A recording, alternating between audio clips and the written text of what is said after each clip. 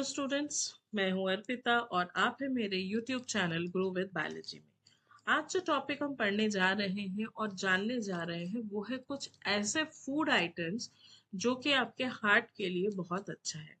ये एक बीमारी है आर्थरोस्क्लेरोसिस, जिसमें आपके बॉडी में अंदर जितनी आर्टरीज है उसके अंदर इस तरह से प्लाक्स बन जाता है।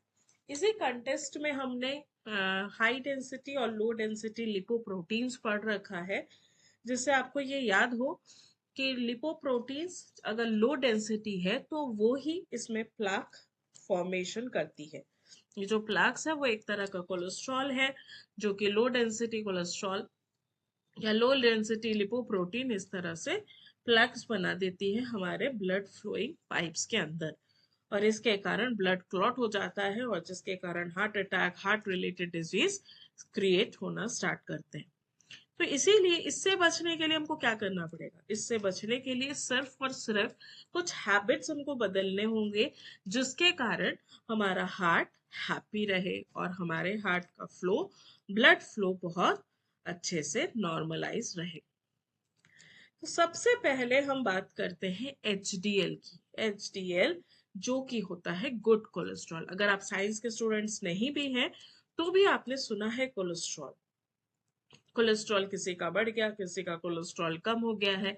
ये कोलेस्ट्रॉल होता क्या है? कोलेस्ट्रॉल एक तरह का फैट कंटेनिंग लिपिड्स है। लिपिड्स बोल सकते हैं, और या फिर आप जनरल लैंग्वेज में फैट बोल सकते हैं। तो अच्छा वाला फैट कैसा है? Healthy fat. हेल्दी फैट होता है अनसैचुरेटेड फैट्स। अब क्योंकि मैं ये बोल रही हूँ कि एक जनरल टॉपिक है, इसीलिए हर एक इंसान जो इसे सुन रहा होगा उसको ये चीजें अपने घर के किचन में चेंज करना होगा। जैसे कि मैंने लिखा है फर्स्ट वर्ड हेल्दी फैट्स।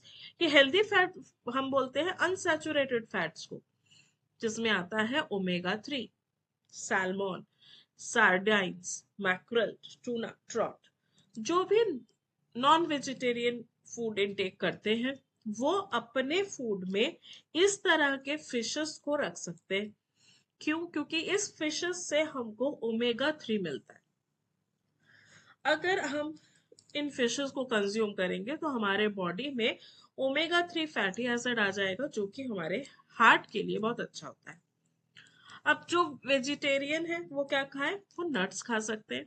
और ऐसा नहीं कि नॉन वेजिटेरियन नट्स नहीं खा सकते, वो भी खा सकते हैं। नट्स एंड सीड्स में आता है almond, walnut, flaxseed, chia seeds. ये चारों सीड्स आप मिनिमम क्वांटिटीज, जैसे आलमंड एक पर्सन पर person 4 almonds, walnut minimum 1 to 2 walnuts, chia seeds, flax seeds, ये आपको हर दिन अपने फूड में इंक्लूड करना है। इसीलिए मैंने कहा कि अपने किचन में आपको चेंजेस करने होंगे अगर आप एचडीएल को अच्छा करना चाहते हैं। तो ये सारे आपके घर में डेली रात को सोक हो जाना चाहिए और सुबह आप अर्ली मॉर्निंग कंज्यूम करें, या फिर आप अगर इवनिंग में कंज्यूम करना चाहते हैं तो मॉर्निंग में इसको सोक कर दें। चाहे आलमंड ले, वॉलनट्स ले सकते हैं, फ्लैक्स सीड्स और चिया सीड्स। ऑयल में ऑलिव ऑयल बहुत अच्छा होता है, extra virgin olive oil. Cost effective है, कॉस्टलियर है। इसीलिए जो हमारे घर में ऑयल्स चल रहा है उसमें आप देखिए कि आप जो ऑयल का डब्बा या पाउच जो भी आप लेके आ रहे हैं वो उसमें अनसैचुरेटेड फैटी एसिड्स अगर ज्यादा है तो वो बेटर होगा। एवोकाडोस कंज्यूम कर सकते हैं, कैनोला ऑयल भी आप कंज्यूम कर सकते हैं। High fibre foods. आपके फूड में फाइबर भी ज्यादा होना चाहिए, इसीलिए ओट्स या ओट ब्रांड्स जिसमें बीटा ग्लूकन होता है और वो आपके एचडीएल को इंक्रीज करता है। इसीलिए जिनको हार्ट की बीमारी है उसको हम बोलते हैं कि ओट्स खाया करिए। लेग्यूम्स, ये बहुत और एक बेनिफिशियल प्रोडक्ट है। बीन्स, लेंटिल्स, पीस, जो भी हो आपके घर में जिसमें लेग्यूमिनस कंटेंट्स हो, तो लेग्यूम्स को आप ओवरनाइट सोक कर लीजिए, स्प्राउट्स आने दीजिए, फिर कंज्यूम करिए। होल ग्रेन्स में आता है ब्राउन राइस, क्योना, बार्ले, ये सब भी आप कंज्यूम करें। पॉलिश राइस से बेटर है कि आप ब्राउन राइस कंज्यूम करें। फ्रूट्स, फ्रूट्स तो बहुत ही अच्छे होते हैं, हाई फाइबर होता है। फ्रूट्स को एज अ फ्रूट कंज्यूम करें, ना कि उसका जूस कंज्यूम करें, क्योंकि जब आप फ्रूट कंज्यूम करते हैं तो फाइबर भी आपके बॉडी के अंदर जाता है, जो कि अच्छा है for increasing HDL। Juice health benefit तो करता है पर फाइबर लेस हो जाता है अगर आप जूस पिए। वेजिटेबल्स में स्पिनच, कैले, कैरेट्स, ब्रोक्यूलीज, ये भी हार्ट को इम्प्रूव करने में हेल्प करता है। अदर फूड्स में आता है dark chocolate in moderation. In moderation word बहुत इंपॉर्टेंट है। इन मॉडरेशन मतलब थोड़ा सा, छोटा सा एक टुकड़ा। ऐसे नहीं हम दिन में 4 बार या 5 बार हम डार्क चॉकलेट कंज्यूम करें। It is not for boosting, then it will increase your sugar level. Rich in antioxidants, इसलिए डार्क चॉकलेट्स का एक छोटा सा टुकड़ा आप कंज्यूम कर सकते हैं। ग्रीन टी कोलेस्ट्रॉल को बैलेंस करने में हेल्प करते हैं, इसलिए आप ग्रीन टी कंज्यूम कर सकते हैं। सोया बेस्ड प्रोडक्ट, मिल्क बेस्ड से बेटर है सोया बेस्ड, क्योंकि ये प्लांट प्रोटीन कंटेनिंग होता है। Red wine moderation, not at all recommended, पर हाँ जिनके कंट्रीज में वाइन कंजम्पशन एक प्रचलित एक धारा है, वो थोड़ा बहुत कर सकते हैं। बाकी अल्कोहल्स के बेटर के कंपैरिजन में red wine in moderate quantity can be a HDL boosting food but not in regular practice. तो ये कुछ है जो हमको अपने किचन में चेंज करना होगा ताकि हमारा HDL बढ़ सके।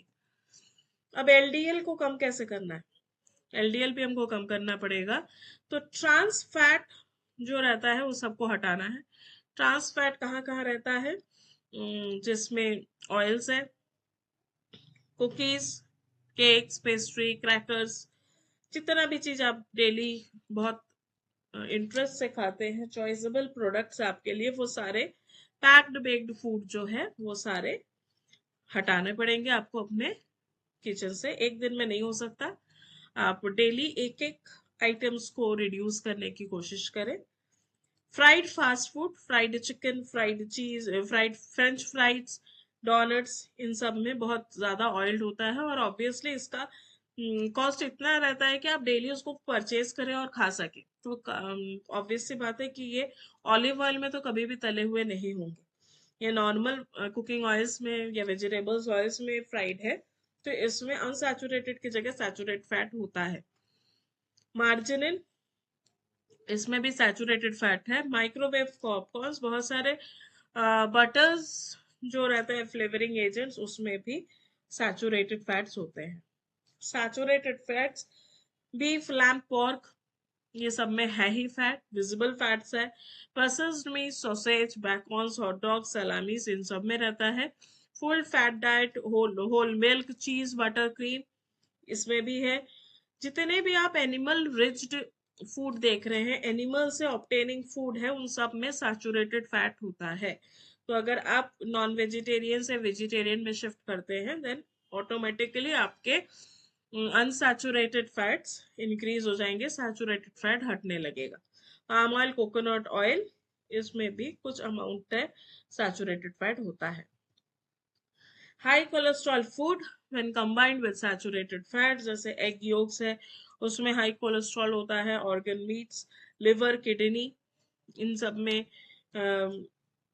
कोलेस्ट्रॉल की अमाउंट ज्यादा होती है। शेल फिश, श्रिम्प, इसमें हाई कोलेस्ट्रॉल होता है, बट हर एक पर्सन को श्रिम्प इक्वली डिफरेंशिएट नहीं करता है।